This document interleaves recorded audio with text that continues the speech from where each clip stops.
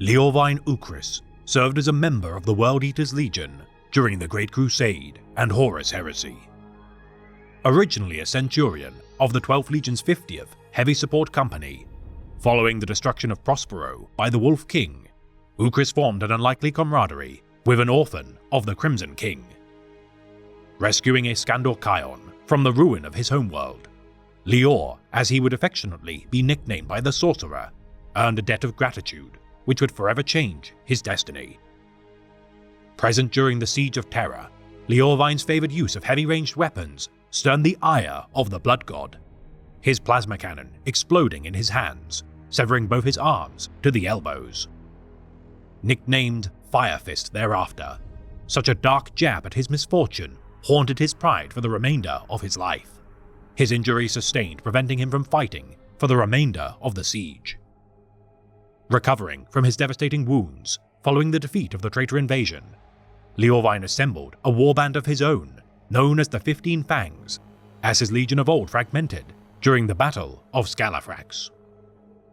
Allying with the Widowmaker of the Sons of Horus, Falcus Kyber, the 15 Fangs began to earn a reputation as brilliant warriors following their destruction of the Wordbearer warband, the Chapter of the Onyx Maw. Reuniting with his indebted comrade, Kion the Black, as Kyber rallied all available manpower in his quest to confront the former first captain of the 16th Legion, Ezekiel Abaddon. During their venture to the Vengeful Spirit, Leovigne's warband would be sundered during a skirmish against the Emperor's children. Capturing the Swordmaster, Telemachon Lyris, during the struggle, Ukris' loyalty to the cause would in time be rewarded with their discovery of Abaddon, his actions aiding the purge of the 3rd Legion stronghold of Harmony, earning him membership as the 5th of the War Masters Ezekarion.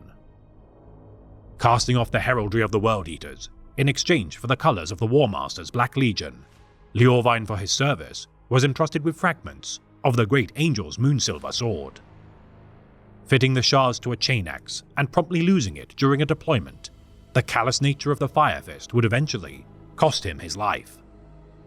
Perishing during the 7th Black Crusade of Abaddon during the Battle of Makan, the valor of the Blood Angels, Rampagers, and Carcharodon's chapters finally set to rest the Devastator of the Ezekarion. His duty to the War Master finally concluded after 7 millennia of service.